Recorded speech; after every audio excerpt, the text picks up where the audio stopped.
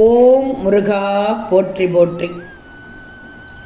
என் அன்பு குழந்தையை, நாளை உன் மிகப்பெரிய ஆசை நிறைவேறப் போகிறது. இதை கேட்டு சந்தோஷமாக தூங்கு, மன நிறைவோடு தூங்கு. எனக்கு முருகன் இருக்கிறார், முருகன் அனைத்தும் செய்வார், சொன்னது சொன்னபடி நிகழ்த்தி காண்பிப்பார் என்று நம்பிக்கையோடு தூங்கு. நிச்சயம் உன்னுடைய மிகப்பெரிய ஆசை நிறைவேறப் போகிறது. நீ யாரிடமும் நல்ல பெயர் எடுக்க வேண்டும் என்று முயற்சி செய்யாதே.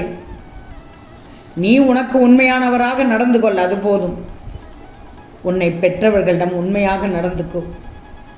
இவ்வாறு நீ செய்யும்போது நல்ல பெயர் தானாகவே உன்னை வந்து சேரும். உன் தாயினிடத்தில் நல்ல பெயரை எடுத்துக்கோ. வீண் குழப்பம் இல்லாமல் மனதை தூய்மையாக வச்சுக்கும். மனது தூய்மையாக இருக்க இருக்க உனக்கு அனைத்தும் நல்லதாக நடக்கும். மனதை குப்பை கூலமாக வைத்தால் நன்றாக இருக்காது. உன்னுடைய இடமாக இருக்கட்டும், உன்னுடைய வாழ்க்கையாக இருக்கட்டும், இந்த முருகன் உன்னோடு தான் இருக்கிறேன். உன் மன வலியை யார் உணரவில்லை என்றாலும் இந்த திருச்செந்தூர் முருகன் நான் அறிந்து கொண்டேன். உன் தந்தையாக நான் இருக்கிறேன், உன் அப்பாவாக நான் இருக்கிறேன். நீ கவலையை விட்டுவிடு. உன்னுடைய இந்த நிலையை மாற்ற நொடி பொழுது போகும்.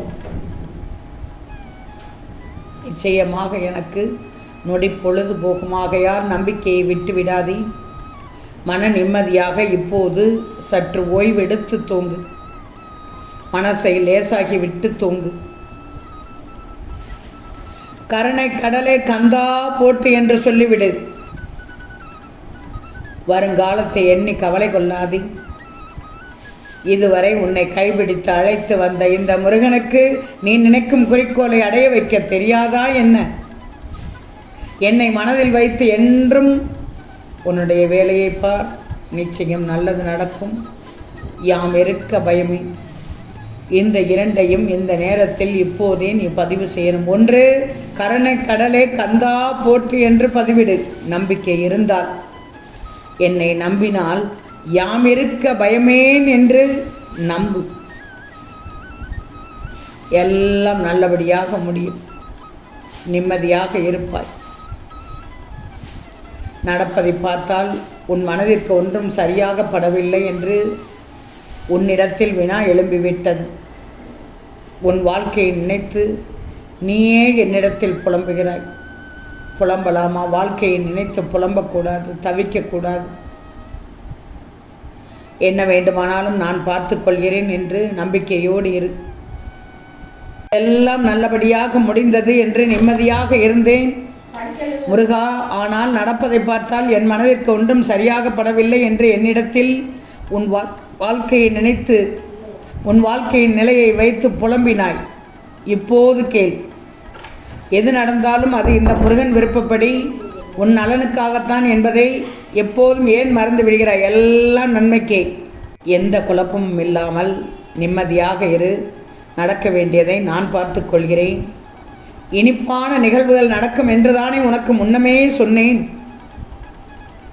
ஆனாலும் என்மேல் உனக்கு சந்தேகம் தீரவில்லை. இப்போது சொல்கிறேன். மிகப்பெரிய ஆசை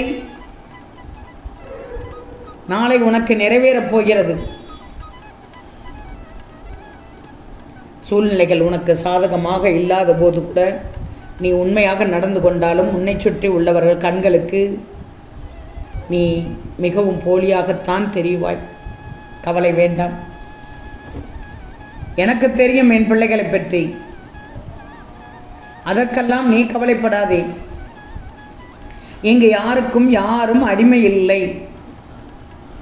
யாருக்கும் யாரும் அடிமை கிடையாது. ஆகையால் தற்போதைய நிலையிலிருந்து நீ வெளிவந்ததும் உன்னை அனைவரும் புரிந்து கொள்வார்கள். அதுவரை பொறுமையாக இரு. பொறுமையை நீ காக்கணும். நான் சொல்வதை கேள். வாழ்க்கையில் அடுத்து என்ன செய்வது என்று புரியாமல் தவித்து கொண்டிருக்கிறேன். நல்ல வழி காட்டுங்கள் முருகா என்று என்னிடம் உன் கோரிக்கையை வைத்தாய். நல்லதுதானே? இதோ உன் வாழ்க்கையில் அற்புதங்கள் நடக்க இருக்கிறது.